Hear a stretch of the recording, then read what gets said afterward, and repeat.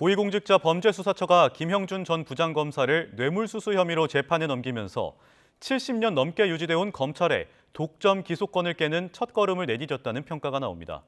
하지만 수사 역량과 정치 편향 문제가 겹치며 공수처 폐지까지 거론된 상황에서 앞으로의 2년이 공수처의 존폐를 판가름할 것으로 보입니다. 손효정 기자입니다.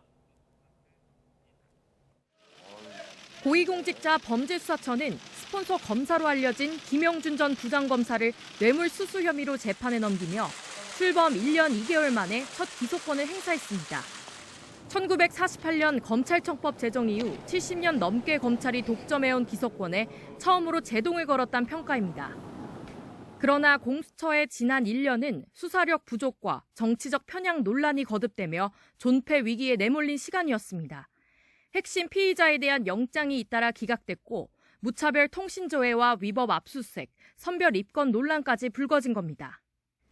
20대 대선 국면에서도 공수처는 뜨거운 감자였는데 윤석열 대통령 당선이 된 당시 공수처의 조건부 폐지를 언급하기도 했습니다.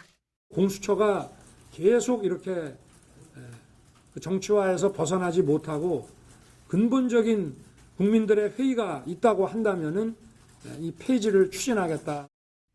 윤 당선인과 국민의힘은 특히 공수처의 수사 독점권 조항을 대표적인 독소 조항으로 꼽았습니다. 공수처법 24조는 검경과 중복된 수사를 할 경우 공수처에 수사 우선권을 부여하고 검경이 인지한 고위공직자 범죄는 공수처에 무조건 통보하도록 하고 있습니다. 새 정부는 공수처가 독점한 고위공직자 범죄 수사권을 검찰과 경찰에게로 나누겠다는 입장입니다. 다만 수사 독점권 삭제나 공수처 폐지는 법 개정이 필요한 문제인데 국회 과반 의석을 차지한 더불어민주당이 협조할 가능성은 작습니다.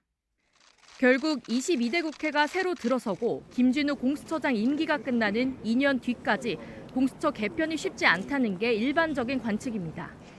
공수처로선 그 2년 동안 고위공직자 범죄 처벌이라는 존재 이유를 스스로 입증해 존폐론을 불식시켜야 하는 과제가 남았습니다.